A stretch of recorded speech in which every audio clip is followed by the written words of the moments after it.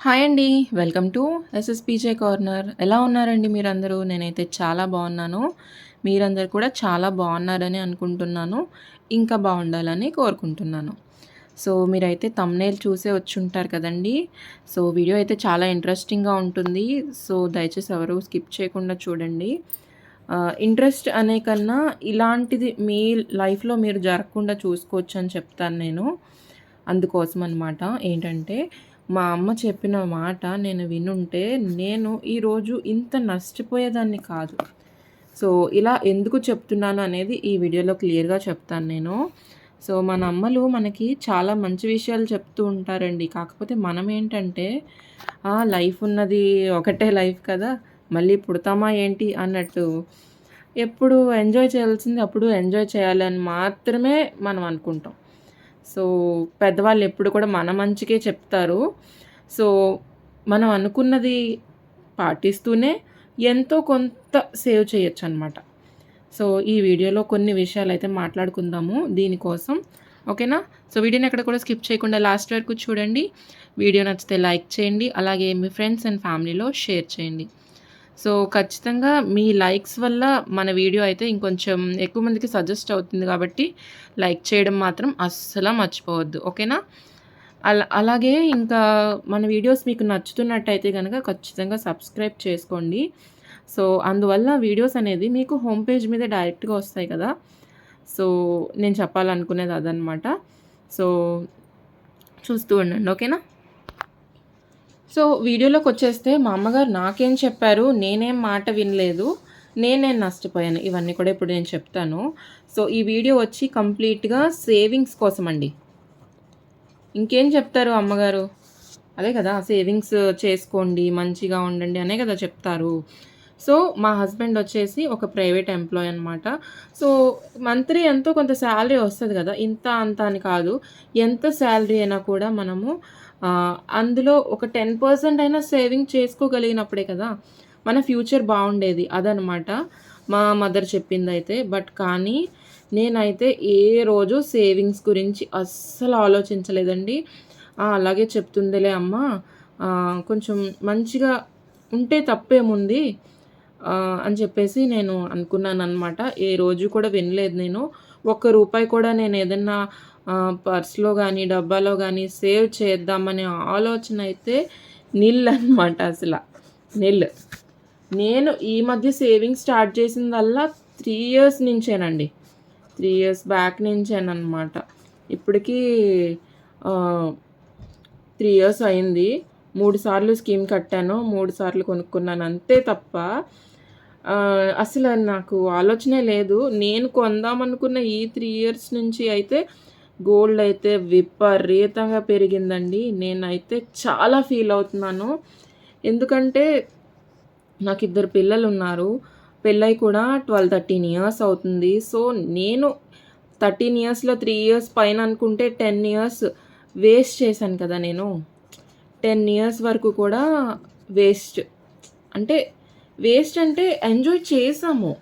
మంచి life lead చేశాము. But money అయితే ఒక్క రూపాయి కూడా బ్యాక్ ఏసుకోలేకపోయాం. పోనీ అలా అని ఏమైనా స్థలాలు, పొలాలు, ఇల్లులు కొనేసామంటే ఏమీ లేదండి. అవన్నీ కూడా ఏమీ చేయలేదు. అలాగే సేవింగ్స్ కూడా లేదు. 0% సేవింగ్స్ అనమాట. సేవింగ్స్ అయితే జీరో. జీరో. సో, ఇలా చేసినందుకు నేను ఫీల్ అవ్వాలా లేదా? మా అమ్మ చెప్పినట్టు ఎంతో కొంత దాచుకొని, నేను సేవ్ చేసుకొనుంటే ఈరోజు వేరేగా ఉందును. ఈ పాటికి నేను ఒక వడ్డానమే కొనుక్కుందును అని నేను అనుకుంటున్నాను. అసలు అది నిజమే అయ్యుంటది కూడా. అయితే మా అమ్మగారు నాకు ఫస్ట్ ఆఫ్ ఆల్ ఏం చెప్పేవారంటే, నేనెలా వేస్ట్ చేసేదాన్నో చెప్తానిప్పుడు. నేను ఆన్‌లైన్ షాపింగ్ ఎక్కువ చేసేదాన్నండి. నేనిప్పుడు ఈరోజు ఏం చేయకూడదో చెప్తాననమాట. ఏం చేస్తే సేవ్ చేస్తారనే దానికన్నా, ఏం చేయకూడదో చెప్తున్నాననమాట. నేను చేసి నష్టపోయింది ఏంటనేది చెప్తున్నాను. కొంచెం డిఫరెంట్‌గా ఉన్నా వినండి, క్లియర్‌గా అర్థమవుతుంది. ఆన్‌లైన్ షాపింగ్ చేసేదాన్ని. ఎలా అంటే ఇంకా నాకు ఇంట్లో ఉన్నాయా లేదా? ఈ కలర్ ఉందా లేదా? ఆ! అలాంటిది నేను వేసుకుంటానా లేదా అదంతా ఏం ఆలోచించలేదు. ఆలోచించేదాన్ని కూడా కాదు. ఇంకా యాప్‌లో మనకి మంచిగా కనపడిందా, వెంటనే ఆర్డర్ పెట్టేయడమే. ఆర్డర్ ప్లేస్ చేసేయడమే. అది కూడా ఎలాగా? క్యాష్ ఆన్ డెలివరీ అనమాట. క్యాష్ ఆన్ డెలివరీలో ఆర్డర్ పెట్టేసుకొని ఇంటికొచ్చేసిన తర్వాత మా హస్బెండ్‌ని అడిగి మనీ ఇచ్చేయడమే. లేదంటే నాకు ఈరోజు ఒక ఆర్డర్ వస్తది పార్సిల్. సో, నాకింత కావాలని తీసుకొని పార్సిల్ తీసేసుకునేదాన్ని. సో, సింపుల్‌గా ఇంట్లోనే ఉంటూ డబ్బులనేది వేస్ట్ చేసేదాన్ని. ఇంట్లోనే ఉంటూ డబ్బు సేవ్ చేయడం కాదండి, వేస్ట్ చేయడం కూడా ఒక కళే. సో, అలా వేస్ట్ చేసేదాన్ని. ఇంకా నేను ఇంత, అంత అని చెప్పలేను. నచ్చిందల్లా కొంటున్నానంటే మీరే ఊహించుకోండి ఎంత అనేది. అది కూడా నేను ఇంటికి కావాల్సినవేం కొనేదాన్ని కాదండి. ఓన్లీ క్లోతింగ్ అనమాట. క్లోతింగ్ పైనే అనమాట. సో, ఇదొచ్చేసి మా పాప చిన్నప్పుడనమాట. నాకు కావాల్సినవి, అలాగే మా పాపకి ఏం కావాలన్నా మంచి ఫ్రాక్స్ కానీ, పార్టీ వేర్ ఫ్రాక్స్ కానీ ఏవైనా అనమాట. నాకైతే టాప్స్ అవి ఆర్డర్ పెట్టుకునేదాన్ని, లెగ్గిన్స్ ఆర్డర్ పెట్టుకునేదాన్ని. మా పాపకైతే ఫ్రాక్స్ ఆర్డర్ పెట్టేదాన్ని. ఇలాగా మా పాప చిన్నప్పుడు చేసేదాన్ని. మా బాబు చిన్నప్పుడైతే అప్పుడైతే ఆన్‌లైన్ షాపింగ్ మీద అంత అవగాహన లేదండి నాకు. బాబే పెద్దవాడనమాట. ఫస్ట్ వీడు, తర్వాత పాప.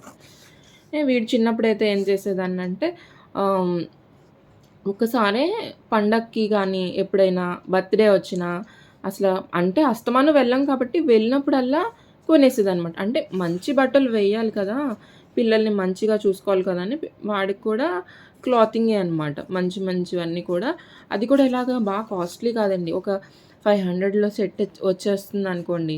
ఒక 2 సెట్స్, 3 సెట్స్ అలా తీసేసుకునేదాన్ననమాట. అలా ఆ విధంగా ఆహ్ తీసేసుకునేదాన్ని. సో, ఈ విధంగా నాకు చాలా మనీ క్లాతింగ్ మీద వేస్ట్ అయిందనమాట.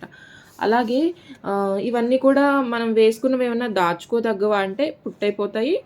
ఎవరికన్నా ఇచ్చేస్తాము. లేదంటే ఇంక పడేయడమే అనమాట. అంతకు మించి వీటి వల్ల ఉపయోగం ఏముంది? వేసుకున్నన్నాళ్ళు వేసుకొని తర్వాత ఇచ్చేస్తాం. సో, మనకి రిటర్న్ ఏముండదు. 0% అండ్ వెళ్ళిపోవడం అయితే బయటికి వెళ్ళిపోతాయి. సో, ఈ విధంగా చేసేదాన్ని. అండ్ హౌస్ రెంట్ అండి మీరు నమ్మరు. చాలా ఎక్కువనమాట. ఇంకా ఎలా అంటే చిన్న చిన్న హౌసెస్‌లోకి వెళ్ళేవాళ్ళం కాదు. మంచిగా ఎక్కువున్నదా అప్పుడు రోజుల్లో అప్పుడు ఎక్కువే. 4000 అనమాట. మా బాబు చిన్నప్పుడు అంటే 10 ఇయర్స్ బ్యాక్ 4000 ఇచ్చి రెంట్‌కి వెళ్ళామనమాట. సో, అదప్పుడు ఎక్కువే కదా! ఎక్కువే. అప్పుడు ఒక కాసు కాదు. ఒక అరకాసు బంగారమైనా వస్తదనమాట. లేదంటే ఒక పావు కాసో వస్తదనమాట. సో, నేనెప్పుడూ కూడా అలా కాలిక్యులేట్ చేసుకోలేదు. మంచి ఇంట్లో ఉండాలి తప్పే ఉంది. మంచిగా జాబ్ చేసుకొని ఉన్నప్పుడు ఇరుకింట్లో ఉండమని ఎవరు చెప్పారు? మంచిగా సంపాదించుకునేది అనుభవించడానికే కదా! అన్నట్టుగా మాత్రమే మంచి ఇంట్లో ఉండేవాళ్ళము. ఇది సెకండ్‌దండి. ఇది ఫస్ట్‌దనమాట. అండ్ ఈ రెంటయితే ఇప్పటికి పే చేస్తున్నాం మేము. ఇప్పటికి మాకు ఓన్ హౌస్ లేదు. ఇంతే కాదు ఇప్పుడైతే 10,000 అనమాట. అప్పట్లో 4,000 ఇప్పుడు 10,000. ఇప్పుడు నేను కదలాలన్నా మా హస్బెండ్ ఒప్పుకోవట్లేదు 10,000 రెంట్‌లో నుంచి. వెళ్తే సొంత ఇంట్లోకి వెళ్ళాలి తప్ప చిన్న చిన్న ఇళ్ళల్లోకి వద్దు అని అంటున్నారు.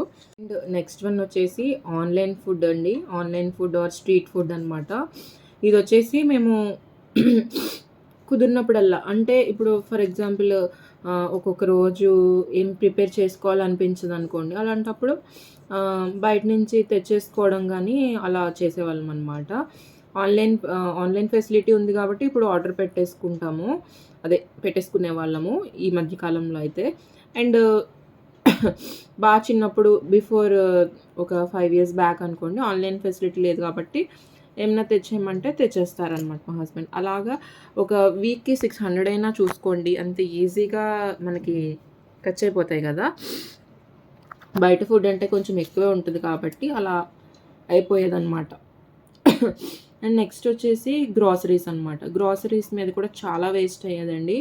ఎందుకంటే మేము ఉండేది ఇద్దరమే అయినా కూడా మంత్‌కి తెచ్చేసుకునేవాళ్ళము. అప్పుడు కొన్ని కొన్ని యూజ్ అయ్యేవి. కొన్ని కొన్ని ఆహ్, యూ యూజ్ చేయకుండానే వేస్ట్ అయిపోయేవన్నమాట. కానీ అప్పుడులో నాకు తెలీదనమాట.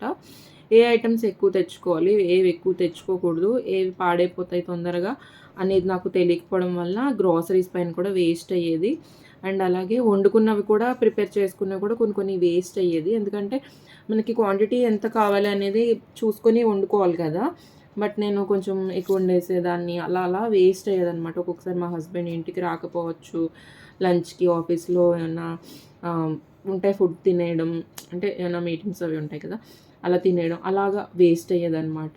ఇది నెక్స్ట్ వచ్చేసి ఔటింగ్ అండి. ఏమన్నా మూవీస్‌కి వెళ్ళడం అని, ఏమన్నా అలా జూ పార్క్స్‌కి వెళ్ళడం. అలా ఎంజాయ్‌మెంట్ కోసం కూడా చాలా మనీ అయితే వేస్ట్ అయ్యేదనమాట. ఈ విధంగా చాలా అయితే వేస్ట్ అయిపోయేదండి. మెయిన్‌గా ఇలాగా లగ్జరీస్ అనమాట. ఇవన్నీ కూడా నీడ్స్ అయితే కాదండి. లగ్జరీస్ అనే చెప్తాను నేనైతే. మీరెంతమంది అగ్రీ అవుతారు? అగ్రీ అయ్యేటట్టయితే ఖచ్చితంగా కమెంట్ సెక్షన్‌లో చెప్పండి. ఓకేనా?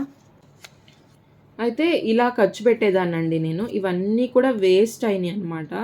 వేస్ట్ ఎందుకు అయినియి అంటే, మీ అమ్మగారు ఏం చెప్పలేదా అండి మీకు? అసలా ఇంత వేస్ట్ చేయడానికి మీకెందుకు ఇంత టైం పట్టింది? నాకు లిటరల్లీ 10 ఇయర్స్ పట్టింది టైము.